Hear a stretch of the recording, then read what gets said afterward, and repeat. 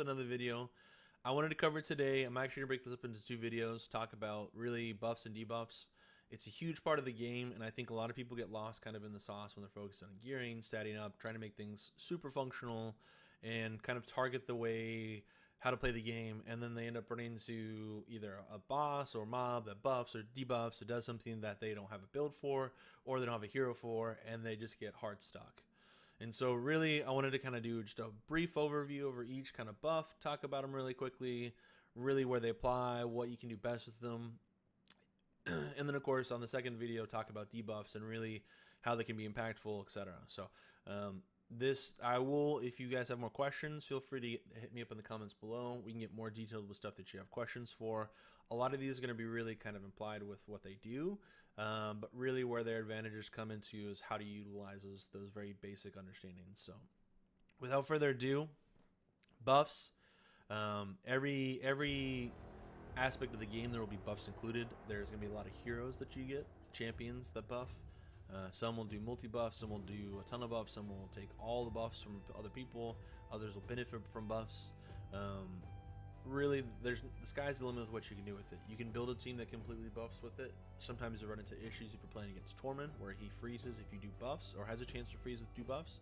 Happens a lot in arenas. If you ever go into the live arenas, sometimes people will put 2 Tormunds out there, and you can't ban both of them. Can be a challenge with it, so you have to go away from a buffing team.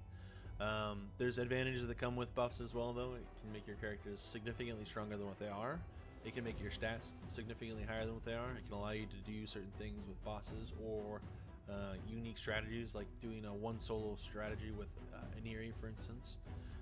There's a lot of things that you can do with it. So block debuffs. This is a pretty accessible buff that a lot of entry-level rare, epic, and legendary heroes have. While the buff is active, the champion is immune to all debuffs. Instant negative effects such as decreased turn meter are not affected and work as normal. So this is one of those things where you're protected from a lot of the damage. You're still subject to the turn meter reductions if they do happen, but ultimately you can prevent yourself from getting wombo combat in arena if you have block debuffs. Think of some of the teams that are out there that are heavily dependent on getting their break armors, reduced armor, etc. on you. And then, of course, they wombo you with an AoE cleave that just one-shots you. So you can mitigate some of that issue right there with that. It also works well if you're dealing with bosses that have high debuffs. Think of spiders, think of some of the higher-end bosses with them. Think of any of your Doom Tower bosses that have some mechanic where they debuff you. Really helpful. Increased attack increases champions' battle attack value by 25% or 50%. As you see, 1 sword, 2 sword. If it's 2 swords, it's 50%. If it's 1 sword, it's 25%. A lot of your heroes, the champions, will have access to those. Increased defense, similar thing, increases the defense by 30 or 60%. This is super huge if you're fighting. If you happen to have a heavy defense team that uses their damage off of defense, you can scale it up that way. It also makes it really mitigated from a lot of physical damage, and you're not having to worry about some of those big cleavers out there with it. Increased speed. This is a huge one, 15 to 30%, depending upon which increased speed buff you have. This is really helpful. This used to be the apothecary go get 'em kind of build. He was the king of kings when it came to this. You basically high speed him, put him on there with the buff. It increases turn meter and speed. And then, of course, he's sitting there destroying clan bosses, destroying everything else. It's since been mitigated a little bit because you have other heroes out there that do other things, as well as speed ores, etc., that kind of offset the need for this buff. Accuracy, 25 or 50%. This is big later on. As you scale up and you fight level 350 monsters, they're going to have a higher resistance, which means you need a higher accuracy to hit with them. This can definitely help you get up there. So this is going to be your base increase in terms of those regards. Increased crit rate. This is huge if you don't have a crit build or you can't build out the crit. If you have maybe a buffer that can do crit rate with them, this gives you the opportunity to kind of offset some of those issues. It also gives you an opportunity to, if you just don't have a heavy crit team, to go in with it. So you can pair them up with Ninja, you can pair them up with Dragon Slayer, you can pair them up with a lot of people who can do damage and significantly increase that amount with it. Now, the increased crit damage, this is super impactful, a 15 to 30% increase with it. When you get this buff on there, it just increases your 30%. It gives you 30 additional crit damage with it. If you've got a guy who's high crit damage, this is only that more impactful with it. So they combo really well with DPSers. If you have a buffer who can run with this, run with the crit damage and maybe the block debuff so you don't lose it. And then, of course, gives you the opportunity to kind of smash on some things with it. Shield. Now shield you get from artifacts as well. When you get into it, you can get a 3-turn shield on some of your heroes. The champion's HP bar is reinforced with a shield for the indicated number of turns. Damage is calculated as normal, but it is first applied to the shield unless the attack is stated to ignore shields. When the shield buff expires, the value of the shield reaches 0. The buff is removed. Any further damage applied is normal. So you can mitigate a lot of the damage up front. Think of your Sir Nicholas when he does his AoE, his A2, where he does a significant amount of damage. Let's just say he has high crit damage, you get a high shield on there. You can mitigate a lot of the damage that goes to your guys. So if you're running with Cold Heart, maybe on a higher end boss, you can minimize some of the exposure to her dying early on with it. Revive on death. If a champion with a buff dies, he or she will immediately revive with 30% HP and 0% turn meter. Revive on death is a good ability, but there are a lot of mobs and heroes who can now go past revive death or revive on death, and it's not nearly as impactful. So Sir Nicholas, again, good example, unkillable. This is the exact opposite, where you have revive on death, where when you do kill, they revive too. Think of Wukong, the built-in Wukong passive that you get with it. It's only helpful if you're able to get those revive on deaths outside of a rotation. If you get revive on death in rotation, you're dead. Ally protection. This one's big, especially because you can wombo combo like Necrid, for instance, who does ally protection with it. 25 to 50% of that damage. Self-inflicted damage does not trigger the caster champion takes 25 to 50% of direct damage inflicted upon the target champion. Self-inflicted damage, HP burn or poison, does not trigger this effect. Each champion uses their own defense value for mitigating the damage. So if you have someone who doesn't have high defense, if you have someone who is taking a lot of damage and you slap this on them, just know that you're going to take significantly more damage from them or when they take that damage too. So this is good if you have someone who has maybe regen, heal, the regen set, of course, immortal, etc. Anything that gives you some life back with it, or if you have a very tanky person who's got a high health pool, you can put them on there and absorb with it. Unkillable. This one's easy peasy. You put it on, they can't die.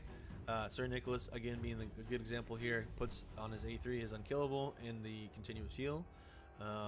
Makes it very good. Again, has some challenges because there's a lot of people who can kill through unkillable now, and there's some bosses who can kill through it as well. So be mindful. You're cognizant of who can and who can't. But unkillable has saved me or helped me win more rounds than anything I can think of in the short term. Reflect damage, 15 to 30%. You think this isn't significant, but when you've got someone hitting you for 50k, 30% of that damage being reflected back is huge and does a lot of damage to them. You can actually win games by doing this. It's not uncommon, or it's not common anymore, but you used to be able to do a high reflect, high HP build, and you'd have people basically just kill themselves on you. Think of like a Thorns build. Krisk was very huge about doing this as well, with those chances to it. Rage, Minotaur. While active, the Rage buff increases the damage Minotaur deals by 400%. Once the Rage buff expires, Minotaur will become dazed. This only happens after I think like 3 or 4 turns with the Minotaur. He'll go into a rage, he'll do damage with it. Very seldom do you really think about this one anymore, but for newer players, you can run into this issue to where it causes problems with you. Veil. Veil is super helpful in a lot of regards. It used to be significantly more overpowered than it is now, just because there's a lot more AoE cleave that can go past it. There are 2 versions of this buff, Veil and Perfect Veil. The champion under either of these buffs cannot be targeted by the enemy, which is huge in arenas. If all remaining champions on a team have an active Veil or Perfect Veil buff, the enemy will not be restricted in targeting specific champions, so don't overbuff yourself with Veil. Veil buffs will be removed when the affected champion uses an active skill. Perfect Veil buffs will not be removed. Also, Veil and Perfect Veil buffs decrease incoming damage from area of effect skills. Veil reduces incoming damage by 7.5%. Perfect Veil reduces damage by 15%. Finally, Veil and Perfect Veil buffs cannot be stolen by enemies. Champions with this skill allows them to steal buffs. Super huge, really good in arenas. Lilitu does a good job of this, makes it very easy, build her super tanky, put that on everybody else. They can't target anyone but her, and then she just outlives everyone, and you get time to do a rotation with it, assuming you don't get cleaved down. Counterattack used to be really good. Obviously, now, because so many bosses have HP sensitive breakpoints, counterattack isn't nearly as good, but really good for some stuff. You can build around it and do some stuff with clan boss. You can do some stuff with arenas if you wanted to, but counterattack isn't nearly as impactful as it used to be. But whenever a champion has counterattack buff, if they take damage from said person, that person will be attacked back by that person, by the hero. So does not respond to counterattack, so you can't counterattack. Strengthen reduces the value of the received damage by 15 to 25%. Again, massive mitigation, really good for clan bosses, higher end bosses. Eternal Rage. The Eternal Rage buff is Iragoth's speed and causes Iragoth to ignore unkillable, block damage, shield buffs, and ignore 50% of the target's defense. So when you deal with Iragoth, just know that you're going to take additional damage and he'll kill through unkillable. Block damage. This one's really good, assuming there's no cleanser. Block damage doesn't mitigate the buffs, but what it does do is it prevent you from taking any damage. So if you do happen to be in a high damage area, Siegfried of course has it when he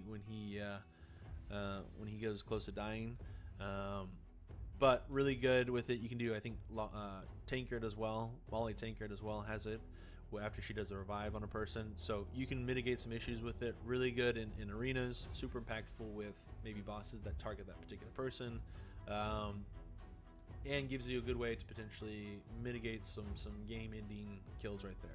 Life Barrier is a buff that grants the recipient additional HP beyond their max HP. It cannot be removed, stolen, or have its duration decreased. Skills that scale damage based on shield value will count the Life Barrier as a shield. Life Barrier has the highest priority of any buff and will be placed on top of the effects such as Digestion in order to remove effects such as Digestion. The Life Barrier must first be removed by damage. So this is Hydra. Hydra will do this when they're shielding themselves. Of course, you have to break through this to make sure that you can stun them to make sure one of your guys doesn't get eaten with it. Poison Cloud. Poison Cloud blocks buffs damage from poison debuffs. If a champion got an HP burn debuff before the Poison Cloud was applied, then the effects of the Poison Cloud won't work, but the buff itself will not be removed if it's unaffected by the Steel buff, remove buff, spread buff, increase buff duration, decrease buff duration effects. Stone Skin, this comes from an artifact set. Stone Skin buff decreases the damage except the damage received from bombs and HP burn. Removes all debuffs except bombs and HP burn. Gives immunity to all debuffs except bombs and HP burn. Also gives an additional Stone Skin HP.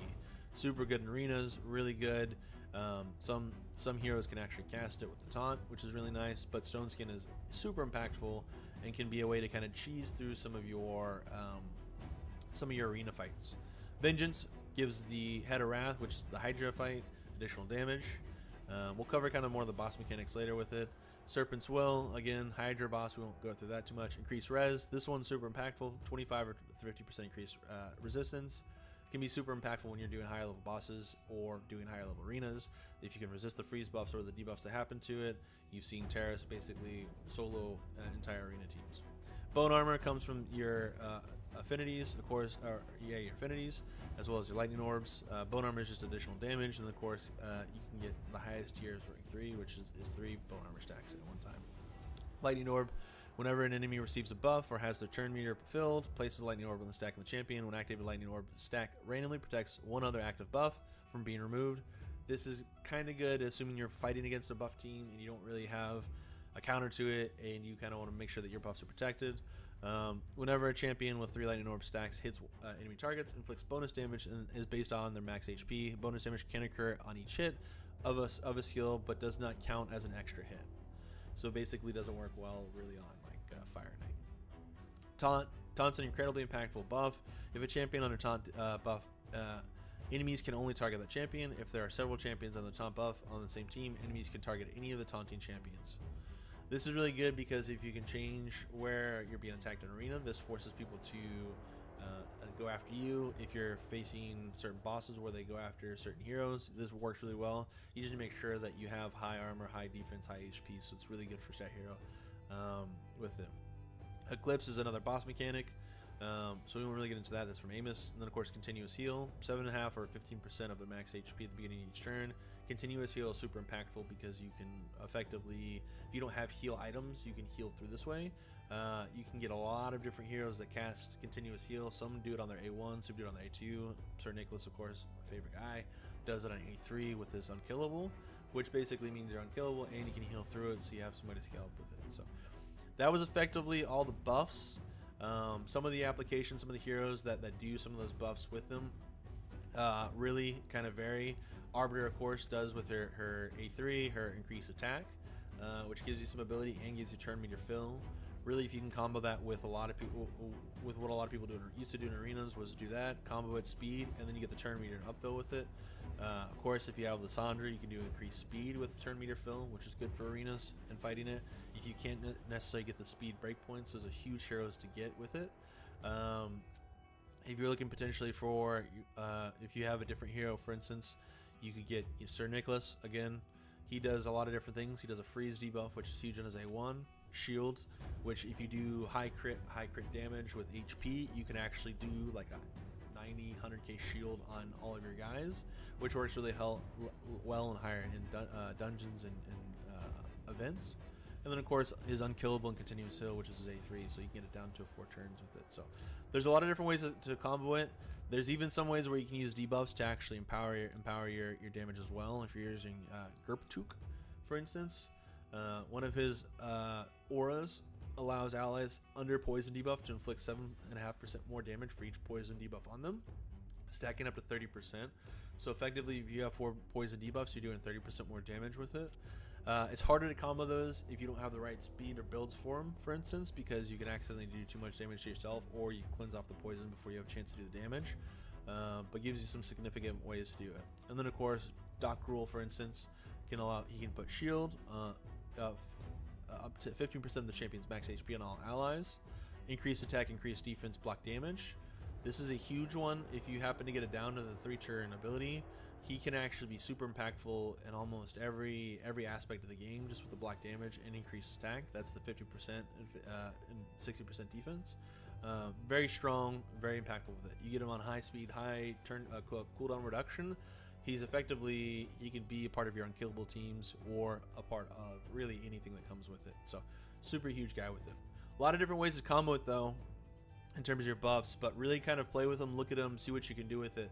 The more buffs that you get, the more opportunities you can with it. Just be mindful that if you combo them correctly, you can potentially have it. If you do high attack damage, high crit damage with unkillable or with block damage, you can basically put someone who's a glass cannon into the mix, and then you end up killing a boss in one blow.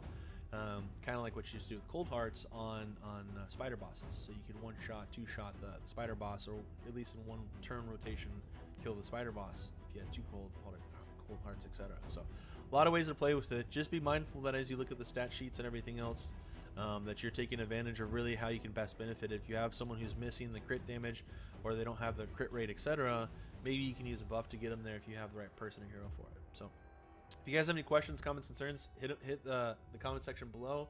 Let me know what your thoughts were on it. If you have anything you want to include with it, there's 1,000 different combos, millions of different combinations you can do with your heroes depending upon what you have.